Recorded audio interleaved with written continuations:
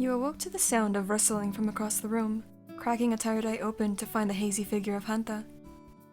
You felt the ground beneath you shift as you tried to get up, your still sluggish mind now registering the fact that you were no longer on the floor wrapped in your sleeping bag. Instead, you awoke on one of the beds. Buenos dias. As you sat up, Hanta was already sitting down in front of you, and that was when the heavenly smell of coffee beans entered your system and wished you a good morning. You rubbed away the remaining lethargy from your eyes and focused on the moderately sized to-go cup Hanta had on hand, the sight of steam trailing from the cup incredibly inviting. Good morning to you too, Han. You yawned as Hanta handed you the cup. I didn't sleepwalk in the middle of the night and took the bed, did I? No, laughed the man. I moved you to the bed since Katsuki, Eijiro, and I woke up early and got breakfast. I figured you wouldn't want to wake up with a sore back. You quietly thanked him as you took a sip of the coffee, letting out a satisfied sigh as you stood up. You noticed 3 breakfast burritos that you assumed the 3 gentlemen bought on the bedside table, and the sight of Mina and Denki still fast asleep on the other bed, huddled into each other like penguins. You eventually wandered over to the bathroom with Hanta's blanket on your shoulders, dragging behind you as you stared at yourself in the mirror. You forgot this. You turned to see Hanta poking his head from the door, holding out a hairbrush for you to take.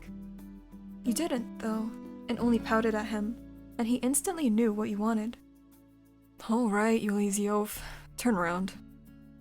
A triumphant laugh left your lips as you felt his fingers comb through your hair, gingerly brushing out each knot as you relaxed into his ministrations.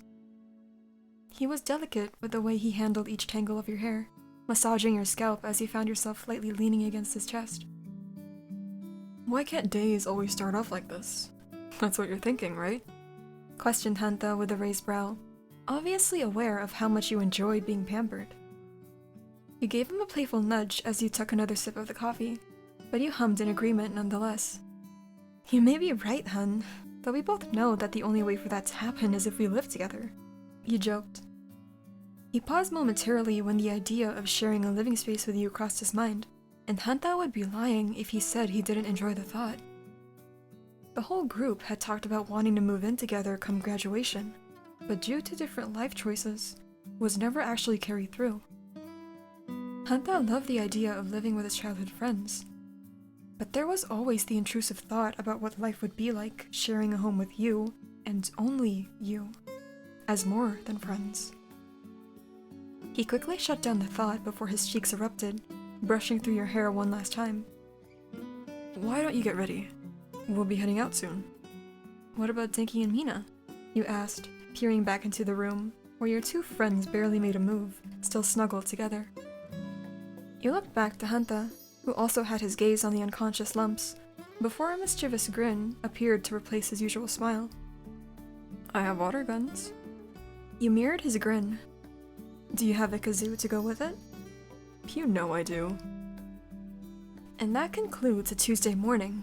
A blast of ice-cold water in the face, and the lovely melody of Earth, Wind, and Fire's September played horribly on kazoo to bless the ears. After going through another gas station to refill the van and purchase more snacks, you were once again on the road with Hanta on the wheel and you in the passenger seat. Conversations transitioned from one to the other, from having a heated discussion with the group about the absolute disaster of a literature club in 11th grade, to quoting vines and old memes the moment you came across a "road work ahead" sign. Bathroom breaks and photo taking were abundant on your way to the next motel, stopping at a campsite with a hidden waterfall that the group vowed to come back to, and you arrived just before sunset to check into the room. But after having nothing but Doritos and Sprite for lunch, the group decided to raid the nearby McDonald's for dinner. You were in the middle of biting into your burger, laughing at one of Denki's one-liners, when you felt the vibration of your phone against your leg. Quietly excusing yourself and slipping out the door, you retrieved the phone from your pocket and recognized the number of your cousin. Long time no talk, Mika, you answered as you held the phone to your ear. Shuffling was briefly heard before the monotonous voice of your cousin greeted you back. Didn't think you would call me so soon. What can I do for my favorite cousin this night? You asked with a teasing tone, and you could practically hear Nika rolling her eyes. Yeah, well, I wouldn't have called so soon if it weren't for my mom. She spoke with a dull tone, but it held no ill intent. And I'm calling to give you a warning of sorts. You cocked your head at this. What do you mean? You know how overly obsessed my mom is with romance and all that sappy crap? Especially with her nieces and nephews? You slowly gave an affirmative hum, a sudden feeling of unease growing in the pit of your stomach. Well, younger kids might have started a bet on who would get together in your group. Someone, I'm not gonna name who, bet on you and Hanta. Turns out that was bad timing because my mom walked in and misheard what the kids said, and now she thinks that you and Hanta are dating and refuses to let that idea go. You felt the world around you screech to a halt before your cousin's words fully registered. She. What? You shrieked. Nika's mom, your aunt, was infamous in the family for being the biggest hopeless romantic, and she lived vicariously through every single one of her nieces and nephews' relationship, which so happened to include you, her favorite. She always had high hopes for you when it came to relationships and, in truth, just wanted to see you happy with someone. But there were moments where she didn't know where and when to draw the line. Her heart was in the right place, but what the hell was it with relatives and wanting to know and fuss about your love life? Nika, can't you do something about it? Tell her it was a misunderstanding? You groaned to your cousin, trying to convey your growing desperation through the phone. It's my mom. There isn't much I can do. Besides, I already tried to clear things up, but she refuses to believe it, talking about how it had to be real and all that. Nika responded, and you could pick up the slightest hint of pity in her voice. Sorry, but it's either you go along with it, or you get attacked by both my mom and Grandma. You cursed under your breath. It would cost both arms and a leg to change your aunt's mind and rid her of those romantic fantasies. You did it once, and immediately regretted it the moment your grandmother was involved.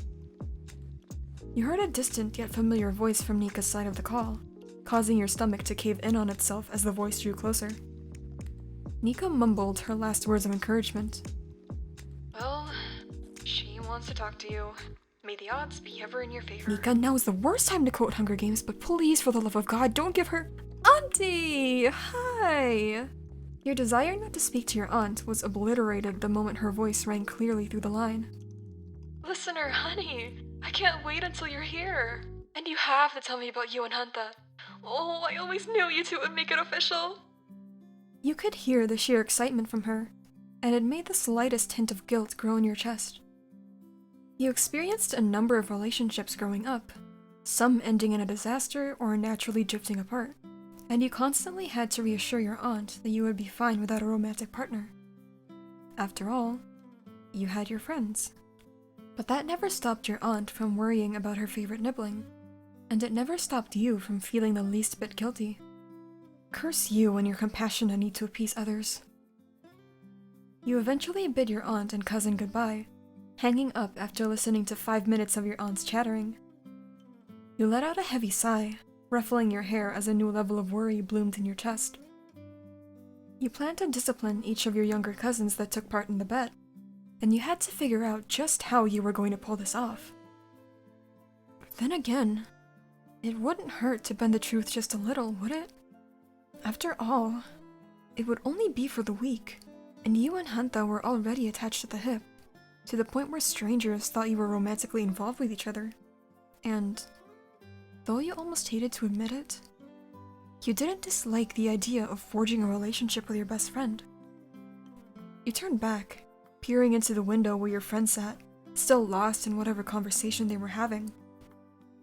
Your gaze eventually traveled over to Hanta, who was busy trying to hold Katsuki back from pummeling Denki, and you couldn't help the smile forming on your lips when you watched his body shake with laughter.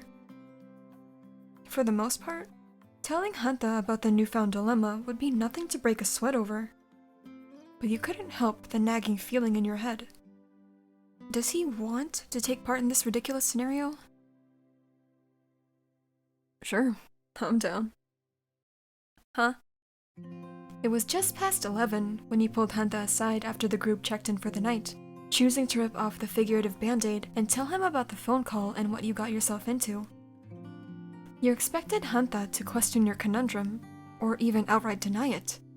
However, you never would have thought that he would agree at the drop of a dime. There was no hesitation, no hint of embarrassment, and that brought you both relief and anxiety.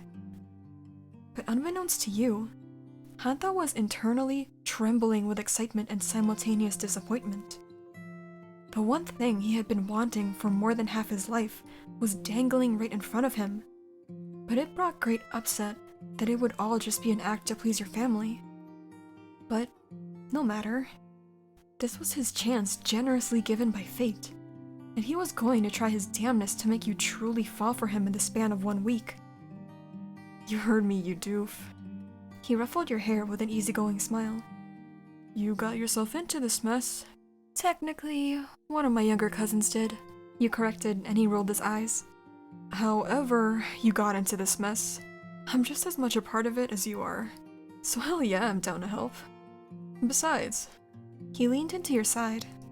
It isn't the first time we've faked a relationship. Hun, play flirting during Dinky's first double date does not count as faking a relationship. Sure fooled me, he joked, earning a nudge from you. Goofs and conversations lulled for a moment as you gazed into each other's eyes, content with the comforting silence much like the night before. Unspoken thoughts quietly ran wild through your mind.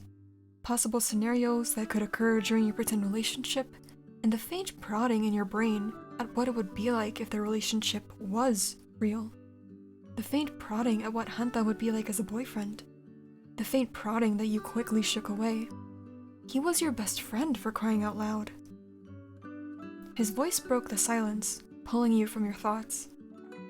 So, since it's your family, you set the ground rules. I'll go along with whatever you think is necessary to pull off this relationship thing. As laid back and nonchalant he was, you instantly picked up on the nervousness that cracked his voice, your own agitation equaling his as he pressed at your hands. But you still grinned in thanks.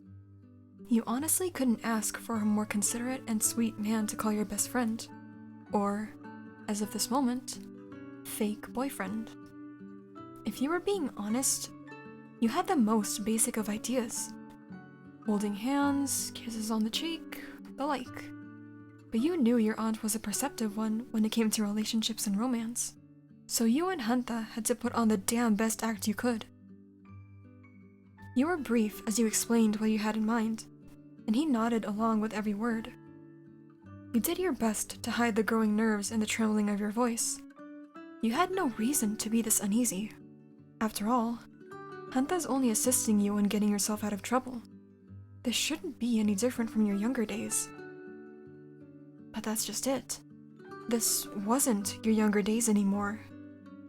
You were making conscious decisions, knowing full well what you were getting yourself into. But you had to remember that you weren't alone. The hand clutching yours reminding you that you had someone to back you up when you needed it.